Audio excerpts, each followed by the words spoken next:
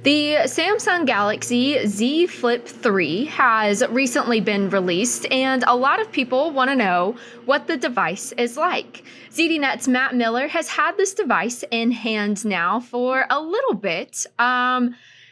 It looks like a really cool device. I don't know if it's kind of some of that nostalgia of having the flip phone from back when I was younger. I don't know if it's that technology of being able to open it and having it all on one big screen.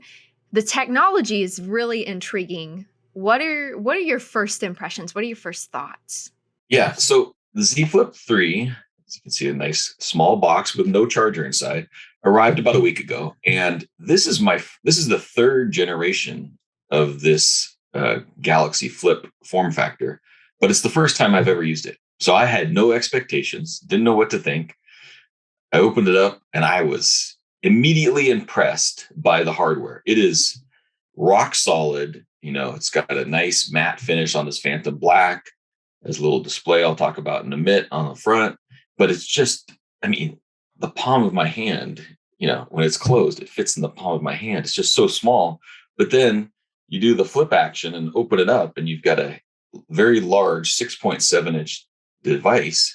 And when you open it up like this, I took an iPhone or any other phone. It's actually thin, right? It's only when it's open, it's only 6.9 millimeters, which is a pretty typical thickness for a phone. So when it's Mhm. open, it just feels like a fantastic, well-made, rock solid phone that has a good width. So it feels kind of narrowish in your hand. So even if you forget the flip stuff, if you just used it like in this position, you'd be like, this is a great phone. So then when it does this and it closes and opens, and oh man, first impressions are really good on this phone, I gotta say. Mhm.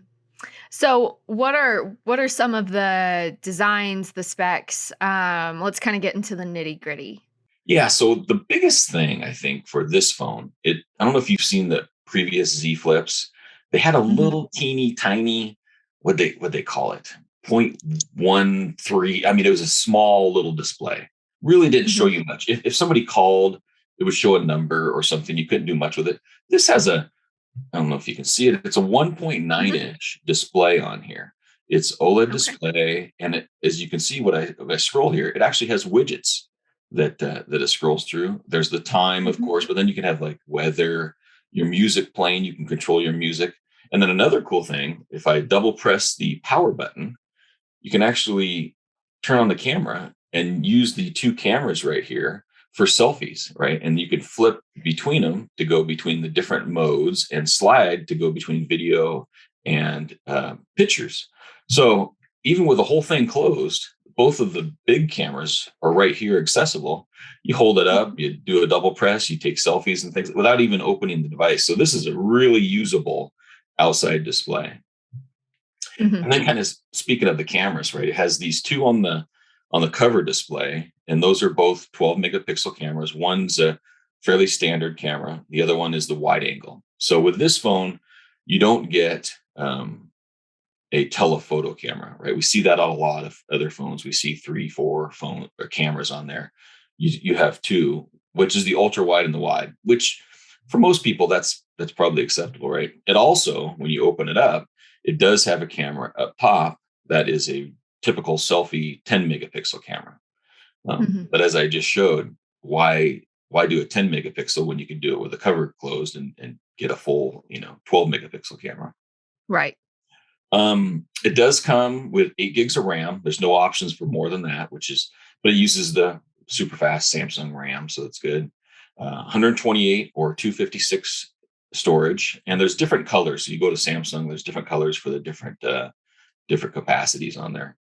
Mhm. One other thing that's interesting about this phone, which is amazing to me, is when I had the folds before, one thing in Washington State, it's not that it rains all the time, but it's overcast a lot and misty and stuff.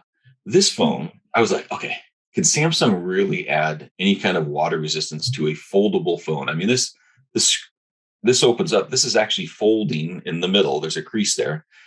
They Right. added IPX8, which the X means there's no dust resistance, but there is water resistance. And they did that through an improved hinge design.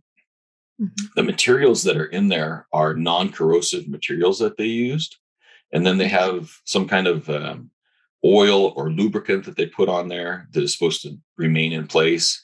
And then they just have a better hinge design with sealing things up. So, I mean, you can use it in the rain.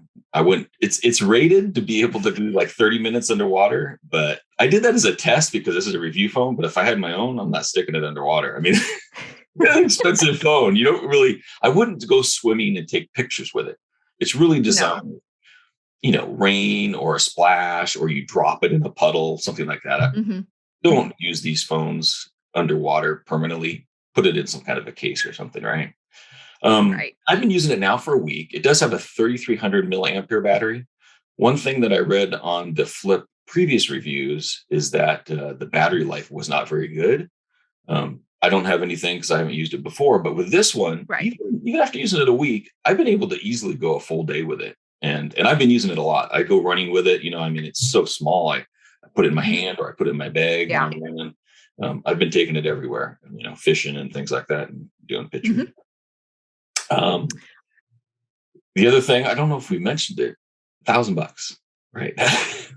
That's I think one of the biggest thing, especially compared to the fold, but having this innovative folding technology, $1,000. I know $1,000 is not cheap, but this is this is a lot cheaper price point than I would have guessed.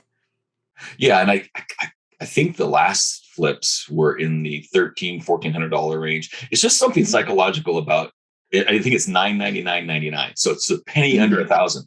But to say it's under 1,000 for this technology and to be able to fold it and the IPX8, I mean, it competes with, for most part, competes with flagships. And we see iPhones that the 12 Pro Max and 12 Pro start at 1,000. So this Yeah. competes in that space. And the uniqueness of this, and you mentioned nostalgia. It's great. If you're on a phone call, you get angry, just take it and close it. I will hang up the phone call. The old Razor days. I mean, it has those Mhm. kind of things built into it. But it's really a competitor to smartphones nowadays. I think you're going to see this sell a lot. And the fun thing is, I only have the Phantom Black one, which is good for business and stuff. But Mhm. there's cream, Phantom Black, green, lavender, gray, white, pink. There's so many fun colors of this A device. ton of options. Yeah, that people are gonna. I think they're gonna go crazy for it when they see it in the store and they start messing around with it. And I mean, I don't know if you can tell, but wherever where I put it, it stays. It's not a floppy Mhm. hinge. It's very well built. I mean, this is a really nice device. I've ordered it 3 times. I've ordered and canceled, because we'll talk about it in another video. But I'm like, oh, this is just a cool. It's so much fun. Mhm. No, it is the nostalgia, I think, of just going back to, for when I was in middle school, the Razor phones, everybody had them, everybody flipped them on and off, or you'd have a phone call and they'd flip it and take the call, and I just having that flip technology again, but with the screen all together, I just think this is so cool. Matt, my last question for you, and a difference between the fold and the flip. Does the flip have the S Pen, or is that just the fold? Yeah, so the Flip does not support the S Pen. It's Okay. just the touchscreen stuff. One quick thing, Mhm.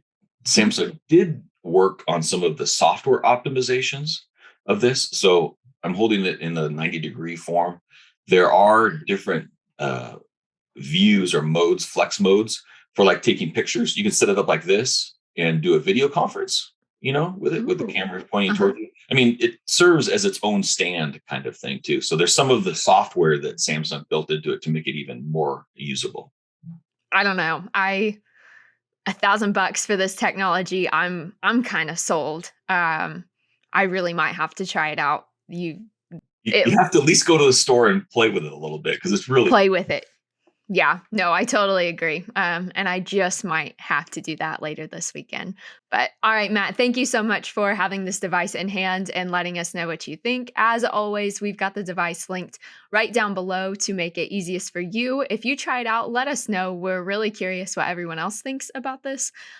We'd love to hear your personal experience. As always, be sure to like this video, subscribe to our YouTube channel, and stick with ZDNet for all things tech.